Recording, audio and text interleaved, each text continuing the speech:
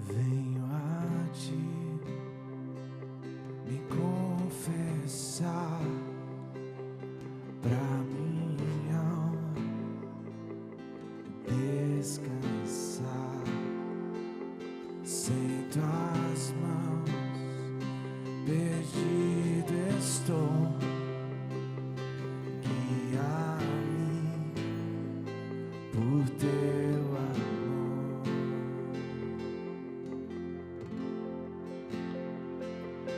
Ó Senhor, de ti preciso,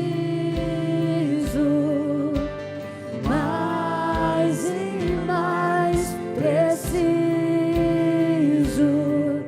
meu defensor, justo e fiel, de ti eu preciso.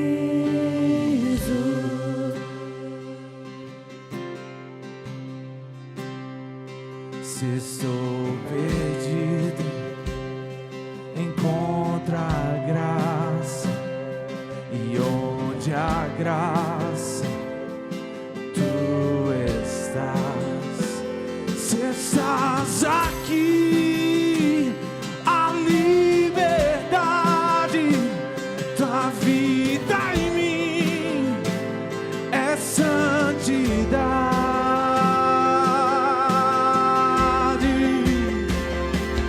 Ó Senhor, de ti preciso, mais e mais preciso, meu defensor, justo e fiel, de ti eu preciso. E quando a tentação surgir, que minha vida cante a ti. Se eu não conseguir mais suportar, teu amor me guardará. E se eu não conseguir mais suportar, teu amor me guardará.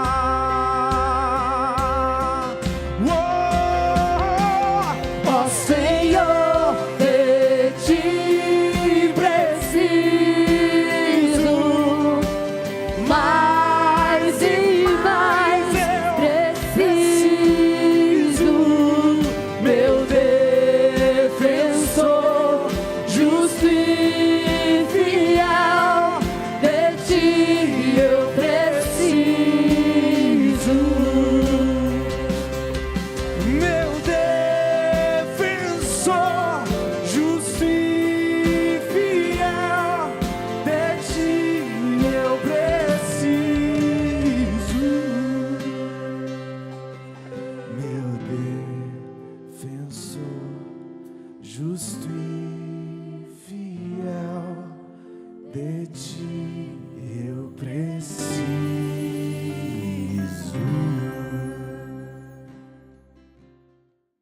Boa noite, queridos. Que a graça e a paz de Jesus seja conosco. Amém? Queria começar essa mensagem contando uma historinha.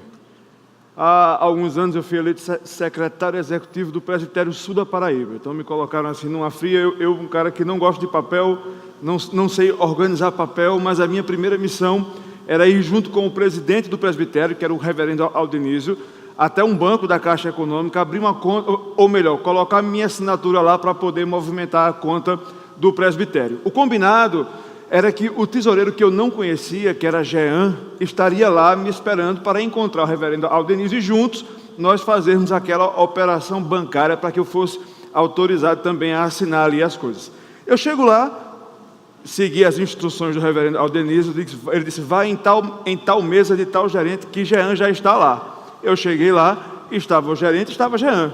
Sentei do lado. Jean, tudo bom? Como vai? Tudo bem, prazer, Vandi. Olha só, cadê o pastor Aldenise que não chegou ainda? Será que ele está chegando? Aí mandava mensagem para Aldenise: pastor, já estou aqui com o Jean. Cadê o senhor? Estou chegando. Jean, e aí, tem que fazer o quê? Assinar onde? E Jean calado. O gerente calado, olhando para mim meio feio assim. Jean olhava, eu achando aquilo tudo muito estranho, mas como eu não conhecia Jean, vai que Jean era antipático. E eu, pastor, estou aqui com o Jean, cadê o senhor que não chega? E o pastor Nádia, estou chegando. Deu assim uns 3 minutos, eu tentando puxar a conversa com o Jean sem falar nada, emburrado do meu lado. E o gerente me encarando, assim, mal encarado. Aí daqui a pouco o pastor Aldenise liga: Vandi, Jean não vai mais não. Ele teve um compromisso, não conseguiu chegar no banco não. E quem é que está aqui do meu lado? Não sei. Eu falei uns 5, 6 minutos com o gerente, achando que aquele era Jean. Eu acho que os dois achavam que era algum tipo de psicopata, ou queria dar algum golpe, alguma coisa assim. Por isso que eles não respondiam. Isso não justifica, porque pelo menos para dizer que eu não sou Jean, eles poderiam ter me ajudado com isso. Na verdade, o que eu quero ilustrar com essa historinha da vida real, que poderia ter acabado muito mal, é que a nossa vida às vezes é cheia de maus entendidos, né? Algumas situações que não são bem compreendidas podem trazer consequências às vezes muito graves e às vezes apenas engraçadas ou ridículas, como é um caso como esse. Mas o fato é que nós sempre estamos suscetíveis a passar por um mal entendido. A história que nós vamos ver hoje nas Escrituras nos apresenta uma grande percepção, uma grande compreensão, porém também um grande mal entendido. Um mal entendido que não foi engraçado, um mal entendido com consequências avassaladoras para aqueles que entenderam errado aquilo que estava acontecendo aqui. Eu estou falando da entrada triunfal, aquele momento que nós conhecemos hoje na semana chamada Santa de Domingo de Ramos, o dia que Jesus entrou em Jerusalém e foi saudado pelo povo com aqueles ramos de palmeira, aclamado Rei de Israel. O reverendo Robinson acabou de pregar esse mesmo episódio baseado ali no Evangelho de João. Agora nós vamos ver esse mesmo episódio narrado por Lucas. E para isso eu peço que você abra a sua Bíblia no Evangelho de Lucas, no capítulo 19. Nós vamos ler a partir do verso 28. Diz assim a palavra de Deus: E dito isto, prosseguia Jesus subindo para Jerusalém.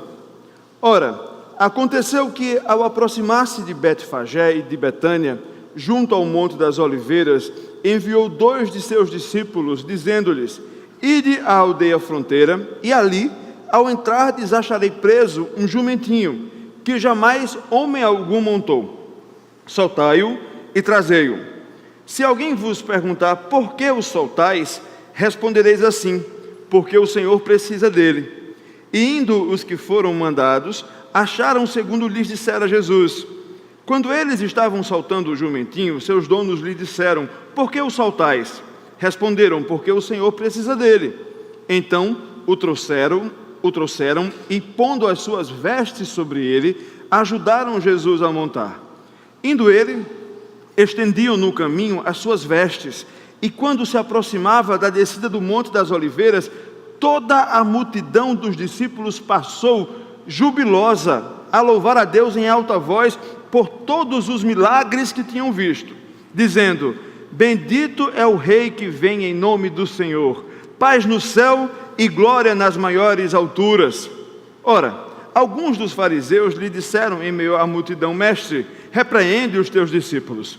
Mas ele lhes respondeu: asseguro-vos que se eles se calarem, as próprias pedras clamarão. Quando ia chegando, vendo a cidade, chorou e dizia: ah, se conheceras por ti mesma, ainda hoje o que é devido à paz. Mas isto está agora oculto aos teus olhos. Pois sobre ti virão dias em que os teus inimigos te cercarão de trincheiras e por todos os lados te apertarão o cerco e te arrasarão, e aos teus filhos dentro de ti não deixarão em ti pedra sobre pedra, porque não reconheceste a oportunidade da tua visitação. Vamos orar? Pai, nós te agradecemos pela tua palavra, te louvamos porque ela fala conosco hoje. Te Te pedimos que o Teu Santo Espírito nos ilumine para aquilo que o Senhor tem para nos ensinar, aquilo que o Senhor tem para nos exortar, nos confrontar, confortar o nosso coração, possa ser feito por meio da Tua palavra. É assim que nós te oramos, em nome do Teu Filho Jesus. Amém. Eu trouxe aqui mais uma vez uma gravura, não sei se dá para ver muito bem, de Rembrandt. Rembrandt é um dos pintores responsáveis por trazer uma nova conotação, uma nova leitura da face de Jesus. Até ele surgir, as pessoas sempre pintavam Jesus de uma maneira muito distante, aquela pintura bizantina, clássica, que você tem aquelas figuras quase angélicas e muito pouco humanas. Rembrandt tem essa habilidade de trazer para um aspecto muito humano, muito real, aqueles episódios narrados nas Escrituras. E ele faz essa figura de Jesus, que é conhecida pelos pesquisadores de arte, porque não se sabe dizer se Jesus está prestes a sorrir ou se Jesus está prestes a chorar. É um grande enigma. O que é que Rembrandt queria expressar, né, nesse olhar de Jesus misterioso?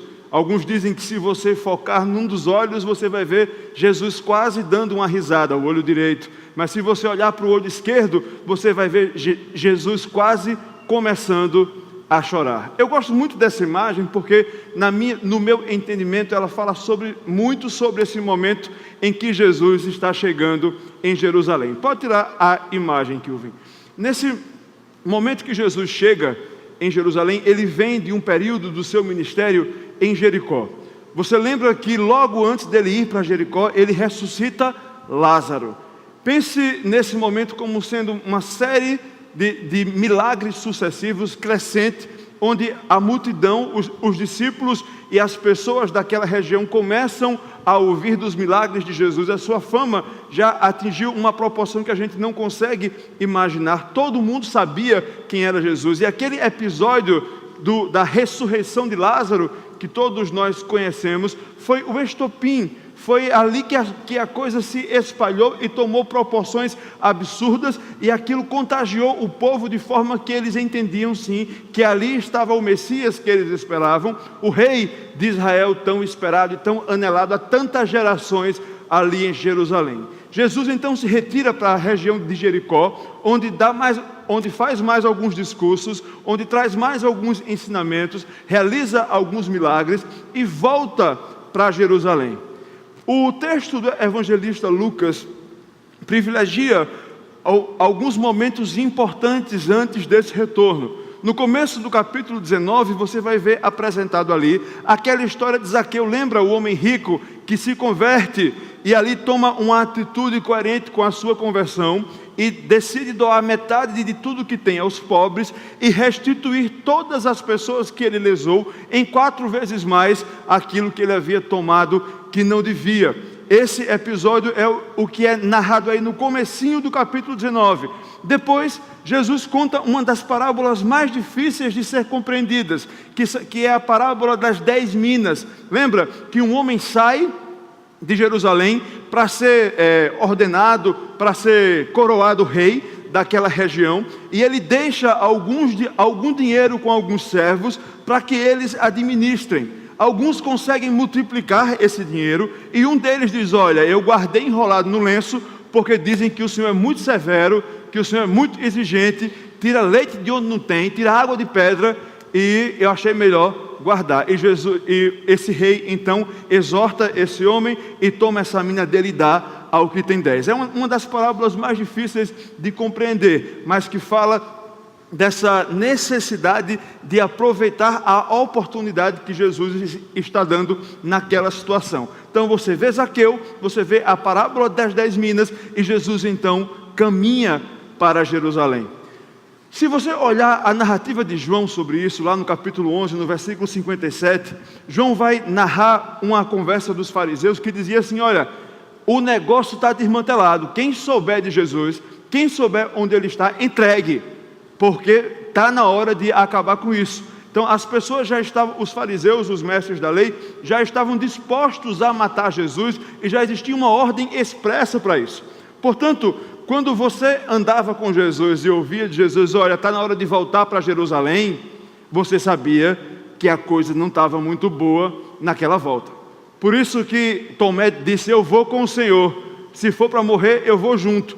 Porque eles sabiam que aquele retorno era um retorno perigoso, onde as pessoas esperavam Jesus para matá-lo. O seu ministério incomodava de maneira que precisava ser parado. Era assim que os fariseus pensavam. E Jesus volta então, ele passa pelo Monte das Oliveiras, desce pelo lado noroeste oriental, e contam as pessoas que conhecem essa região, que quando ele está chegando ali perto de Betfagé, que é uma cidade que a gente não tem mais registro sobre ela, tem sobre Betânia, e dizem que essa localização geográfica perto do Monte das Oliveiras, quando você olha para Jerusalém, você tem uma visão privilegiada e você consegue ver ali toda a cidade.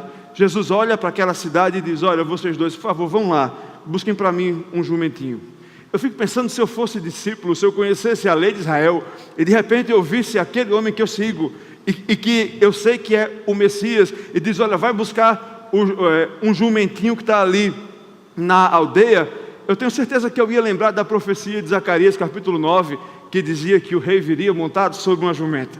Eu imagino que eles devem ter se arrepiado. Opa, é ele mesmo, a coisa está andando, vai ser agora. Eu estou sentindo o cheiro de coroação.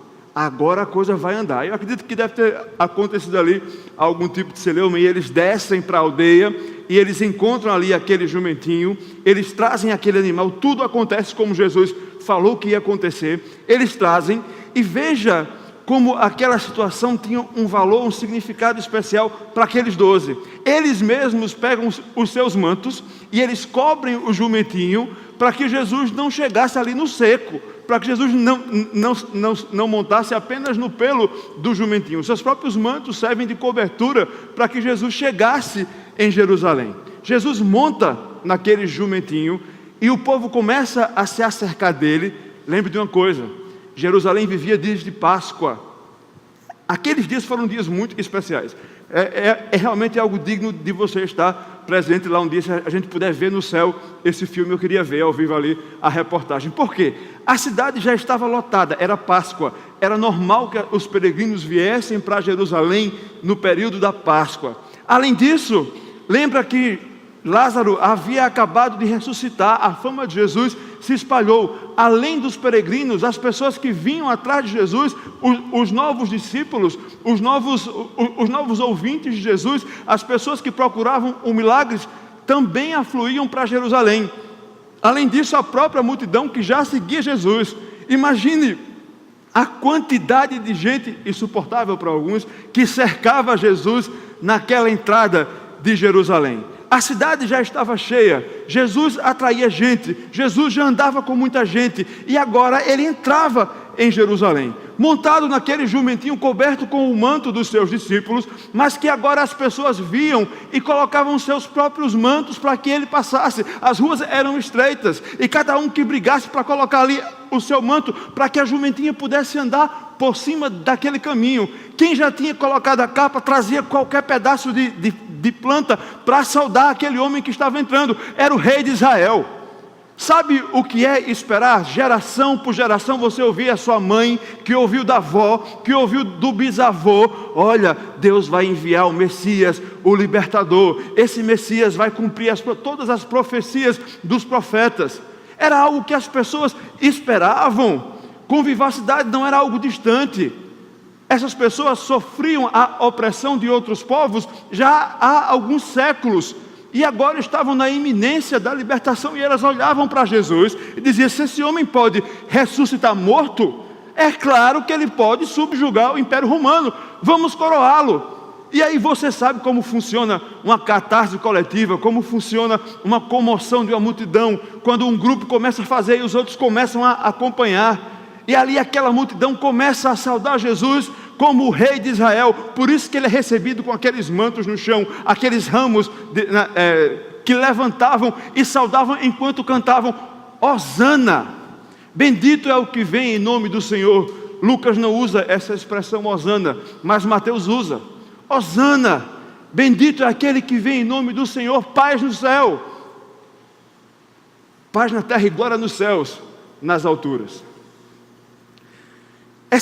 Simplesmente esse canto, essa frase, já dizia que aquelas pessoas reconheciam em Jesus o Messias.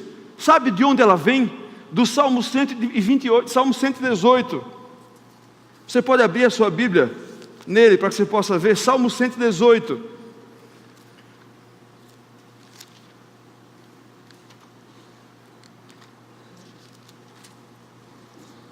Versículos 25 e 26. Quando o salmista ora assim: ó, salva-nos, Senhor, nós te pedimos. Ó Senhor, concede-nos prosperidade. Bendito o que vem em nome do Senhor. A vós outros, casa de Israel, nós vos abençoamos. Essas pessoas cantavam esse salmo: Hosana, bendito o que vem em nome do Senhor. Sabe o que quer dizer Hosana originalmente? Salva-nos, Senhor.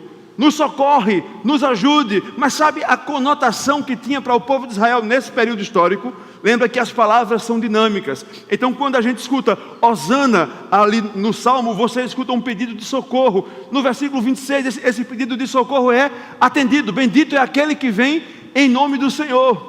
Então para o judeu que vivia nos dias de Jesus, quando ele gritava Hosana, ele gritava com a conotação, com o entendimento de que ele clamou por ajuda e que Deus já enviou a sua ajuda naquele que vem em nome do Senhor. Então é Hosana, eis aqui a nossa salvação, eis aqui diante de nós a nossa salvação. Por isso que nós o recebemos com ramos de palmeira, por isso que estão aí os nossos mantos, porque nós sabemos que esse é o Messias, esse é o rei que nós tanto esperamos. Agora Israel vai ser livre. Era essa a sensação, era uma festa, era uma celebração, as pessoas estavam esfuziantes, era alegria, não havia motivo para tristeza.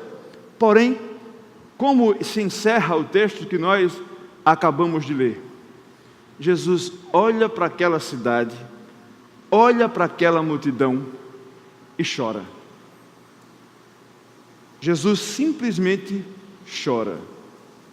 Num momento de celebração, no momento que nós conhecemos como a entrada triunfal, Jesus olha para a cidade e chora.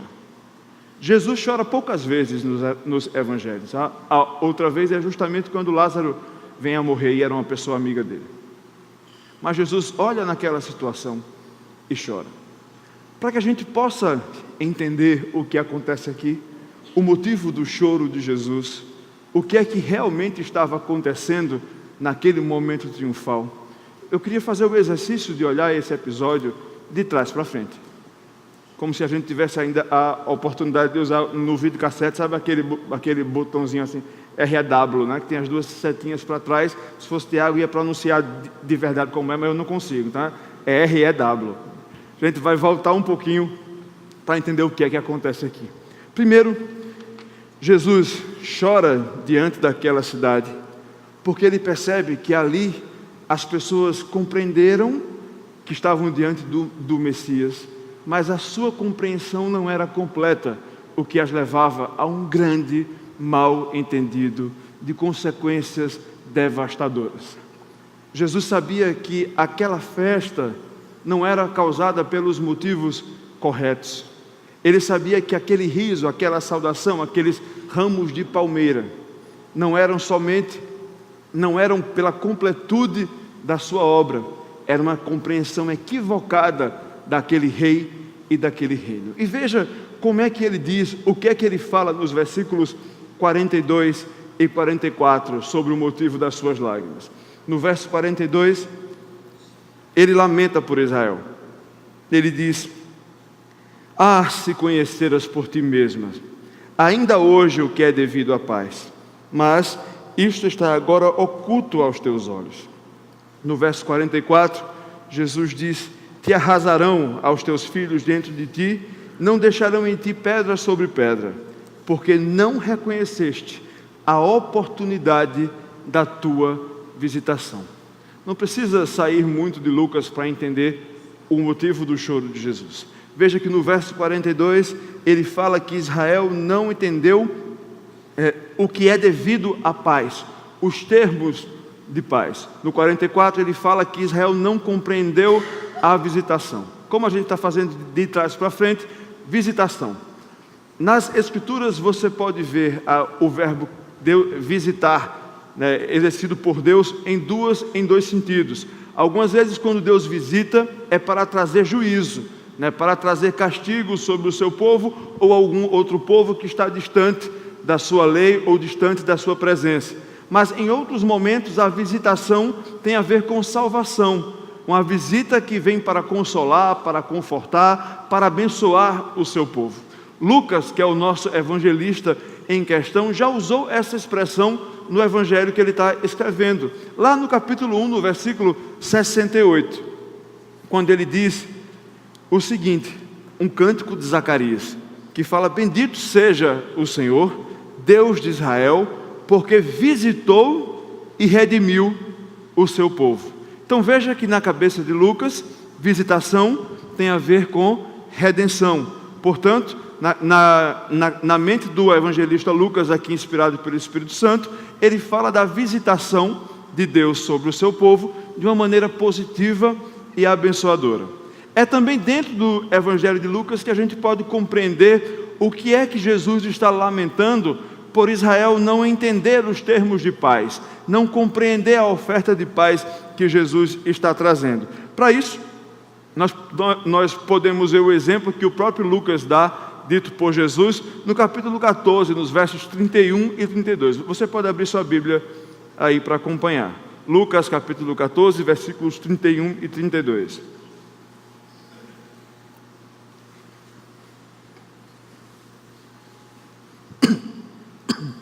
Perdão.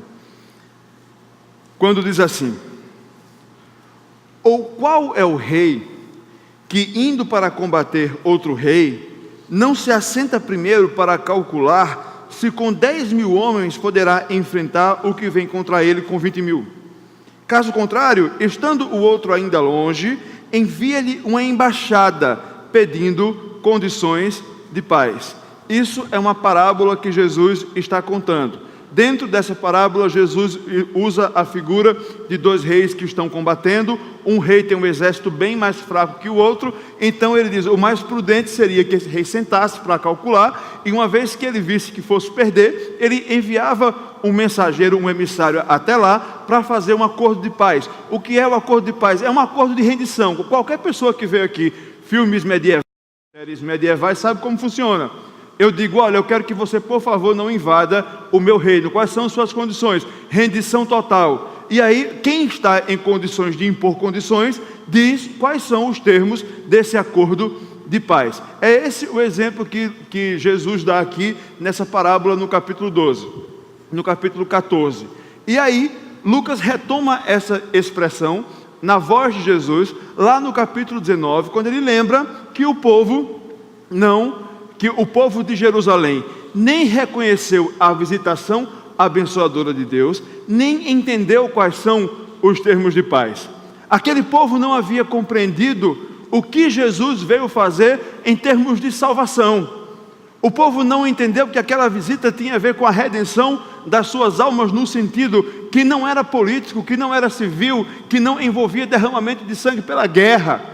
Aquele povo não havia entendido que o sacrifício de Jesus apenas exigia deles a rendição total nesse termo de paz. As pessoas não entendiam que tipo de paz Jesus estava oferecendo, nem entendiam que tipo de visita é essa que Jesus veio fazer. Por isso que Jesus chora, porque Jesus sabe que não foram essas, que eles não compreenderam qual é o sentido do seu ministério aqueles dias e aqueles anos todos que ele conviveu com aquela gente, aquela enorme multidão. E ele olha para o futuro daquelas pessoas, olha para o futuro de Jerusalém e lamenta. Jesus chora porque ele diz no versículo 43 que Jerusalém será sitiada e será destruída, será desolada por causa do seu pecado obstinado, por causa da sua teimosia, porque não reconheceu os termos de paz do Senhor, porque não reconheceu que ali estava a visitação de salvação. Te arrasarão com teus filhos dentro de ti, não vai ficar pedra sobre pedra. E aí você pode dar um Google, 70 anos depois de Cristo, o que aconteceu em Jerusalém? Foi arrasada, destruída. Ali Jerusalém sofreu o cumprimento daquilo que Jesus havia dito, e Jesus olhava para aquelas pessoas tão felizes e exultantes, e chorava porque conhecia os seus corações, porque sabia que aquela motivação não era a motivação que deveria estar os movendo. Eles esperavam um libertador civil, e Jesus dizia: eu não vou estabelecer um reino humano. Vocês estão muito equivocados. E é interessante porque quando a gente olha para essa situação, a gente pensa: mas esse povo está sendo condenado por uma coisa que não entendeu, que não percebeu, que não foi dita. Sabe, Jesus várias vezes falou diretamente sobre esse reino e sobre o tipo de reino que ele veio estabelecer. Por exemplo, ainda em Lucas, que é o nosso evangelista dessa noite, no capítulo 17, nos versos 20 e 21, você pode marcar na sua Bíblia também, se você assim desejar. Lucas capítulo 17, os versos 20 e 21, quando Jesus foi interrogado pelos fariseus sobre quando viria o reino de Deus, Jesus lhes respondeu: não vem o reino de Deus com visível aparência, nem dirão ei-lo aqui ou lá está, porque o reino de Deus está dentro de vocês. Aquelas pessoas ouviram Jesus dizer isso, mas não entenderam. Que é algo mais direto, algo mais objetivo do que o próprio Jesus dizendo: olha, o reino está vindo, realmente eu sou o Messias, se alegrem com isso, mas o reino não é visível, o reino está dentro de vocês. O reino vai ser diferente daquilo que vocês estão esperando. Então não venham me coroar, não venham querer que eu faça uma revolução, porque não é esse o esquema, não é esse o meu propósito enquanto eu estou aqui. Então as pessoas sabiam, elas foram avisadas pelo próprio Jesus que tipo de reino ele veio estabelecer. Mas sabe o que acontece? Que as pessoas não reconhecem essa visita de salvação. Sabe por que as pessoas não reconhecem os termos de paz de Deus? Porque elas estão obstinadas em simplesmente lutar por aquilo que elas querem. E Deus está obstinado do seu propósito de nos dar aquilo que nós precisamos. Aquelas pessoas achavam que tinham certos tipos de necessidade, e Deus queria que elas entendessem que na verdade as necessidades delas eram outras. E quando eu falo delas, é nossa. Às vezes nós achamos que precisamos de determinadas coisas, mas na verdade nós só queremos. E Deus tem algo mais profundo, mais verdadeiro para nos doar e para nos ensinar. E é isso que acontece aqui na chegada de Jesus em Jerusalém. Primeiro, essas pessoas queriam ver milagres, e Deus estava interessado em lhes oferecer salvação. Não existe nada mais duro de se ouvir do que o que Jesus fala lá em João, no capítulo 6, no versículo 26. Você pode abrir sua Bíblia e acompanhar lá também. Veja o que é que Jesus diz para a grande multidão. Respondeu-lhe Jesus: em verdade vos digo, vós me procurais não porque vistes sinais, mas porque comestes dos pães e vos fartastes. Vocês não me procuram porque vocês viram os sinais e sabem o que eu vim fazer. Vocês estão comigo porque vocês comeram e estão com o bucho cheio. Aquele povo todo que estava ali seguindo Jesus, todos, é uma expressão muito forte, a grande maioria daquela multidão seguia Jesus porque estavam interessadas nos milagres que Jesus fazia. Alguns eram curiosos porque queriam ver o extraordinário acontecer, outros tinham as suas necessidades reais. Você imagina a quantidade de pessoas deficientes que estavam ali, quantas pessoas que precisavam de uma cura, talvez pessoas que carregassem os seus mortos esperando uma ressurreição. Imagine quantos desses milagres Jesus realizou, mas imagine o quão triste é entender que aquelas pessoas não haviam compreendido qual era o propósito real do ministério de Jesus. Estavam muito mais interessados numa prestação de serviço, numa solução dos seus problemas imediatos, do que um relacionamento verdadeiro com Jesus e uma compreensão de que ali estava o Salvador das suas almas. Simplesmente as pessoas não entendiam que ali estava a salvação do seu pecado. As pessoas não olhavam para si, não se reconheciam pecadores e não enxergavam em Jesus a expiação dos seus pecados. Enxergavam aquele que resolveria os seus problemas, que traria cura para a sua doença, que traria o dinheiro para pagar o seu boleto, a libertação de um filho. Estavam muito mais interessados naquilo que Jesus poderia oferecer do que em quem ele era. Não eram pessoas diferentes da gente, não. Tantas e tantas vezes nós nos achegamos a Jesus porque somos feitos da mesma coisa que esse pessoal aqui, simplesmente pelo que Jesus tem a oferecer. E essa é a inclinação natural humana. Nosso coração é desmantelado mesmo, é desesperadamente corrupto. Ninguém quer fazer o bem, ninguém quer chegar a Deus porque Deus é Deus. É o próprio Deus que nos atrai assim. Por isso que aquela multidão natural, na sua natureza pecaminosa, procurava Jesus porque queria milagres, e Jesus estava oferecendo salvação.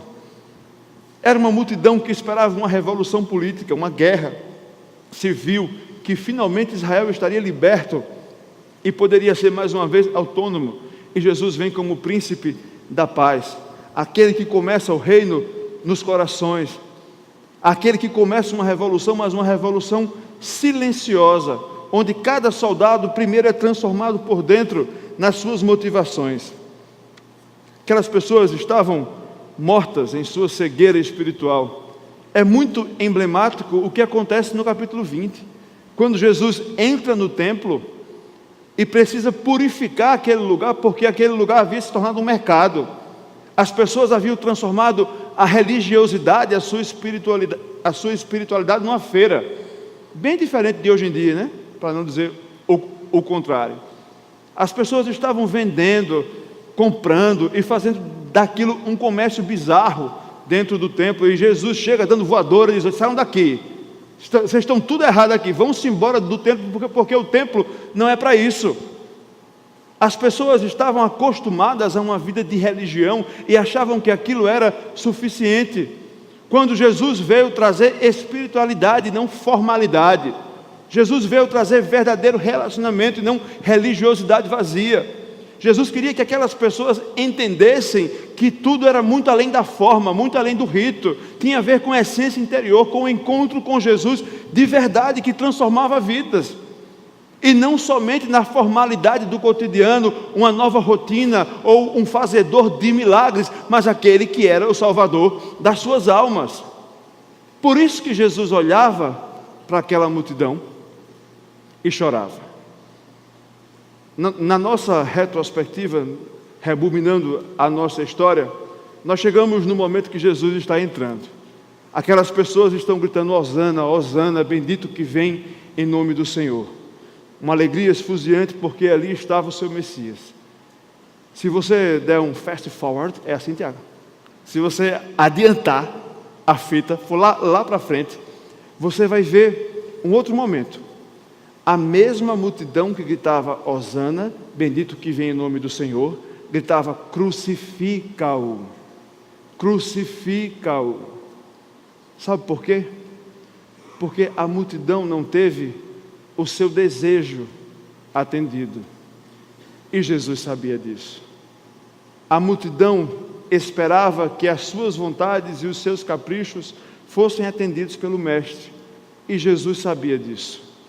Por isso que Jesus, ao olhar aquela multidão que gritava Hosana, bendito que vem em nome do Senhor, não foi levado pela alegria contagiante daquele momento triunfante, porque ele sabia e conhecia os corações.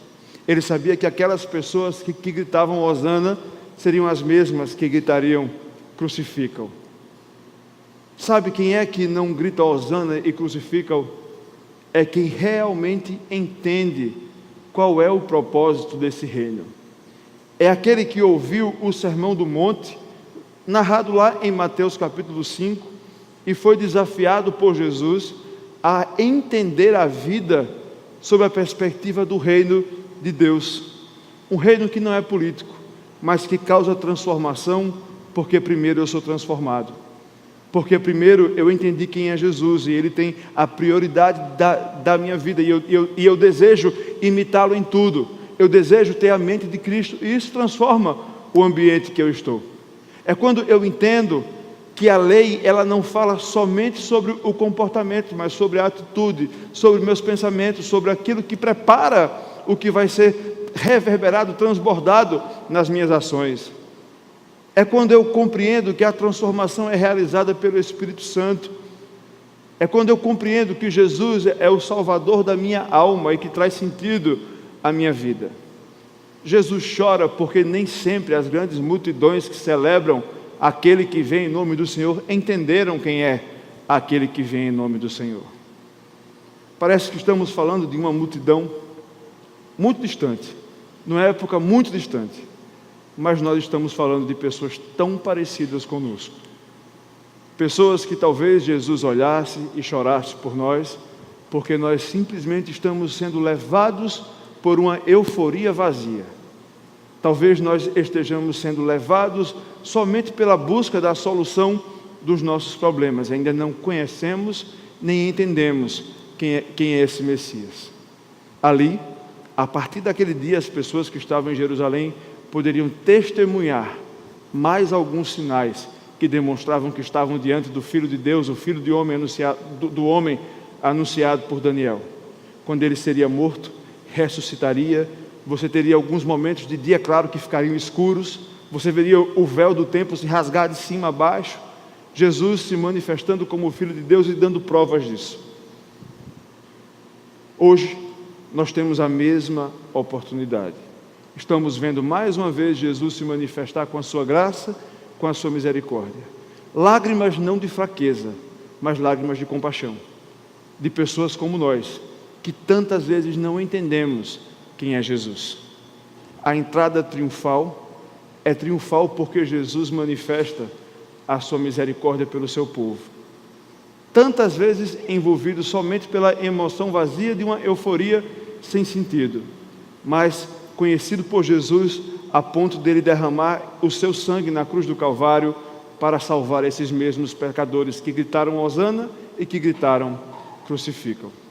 O grande desafio do Rei Jesus é nos trazer o conhecimento do reino de Deus, um reino que já foi inaugurado, um reino que nós já conhecemos, um reino que nos foi apresentado e que lá no Sermão do Monte Jesus nos ensinou a orar pedindo que esse reino venha sobre nós. É essa oração que eu queria convidar você a fazer agora como resposta à entrada triunfal de Jesus em Jerusalém. Quando Jesus olha para a multidão e chora de compaixão. Que nós, como pessoas que fomos alcançados pelo reino de Deus, possamos ter a capacidade de pedir que Deus implemente o seu reino, a começar das nossas vidas. Convido você a fechar os seus olhos, curvar sua cabeça, que esse louvor possa ser a nossa oração.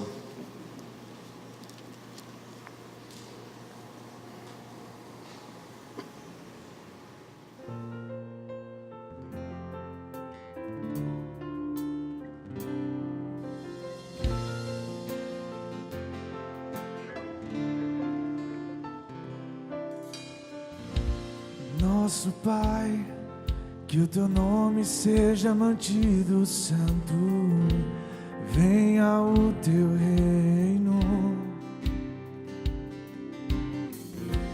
Dá-nos hoje o alimento necessário para viver, o pão de cada dia.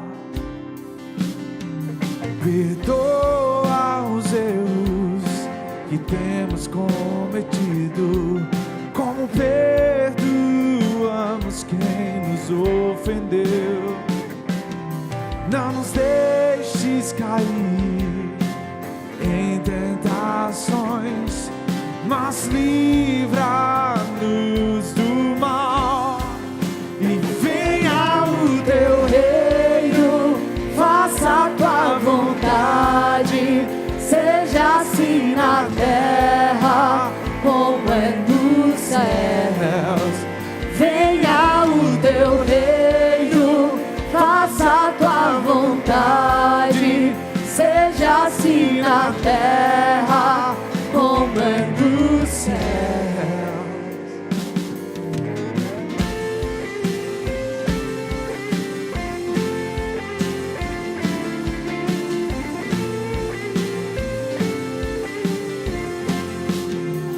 Vamos ficar todos de pé, vamos. Nosso Pai, que o teu nome seja mantido santo, venha o teu reino.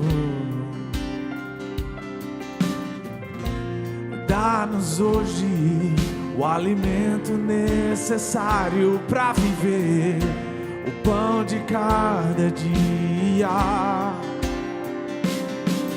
Perdoa os erros que temos cometido, com perdoamos quem nos ofendeu.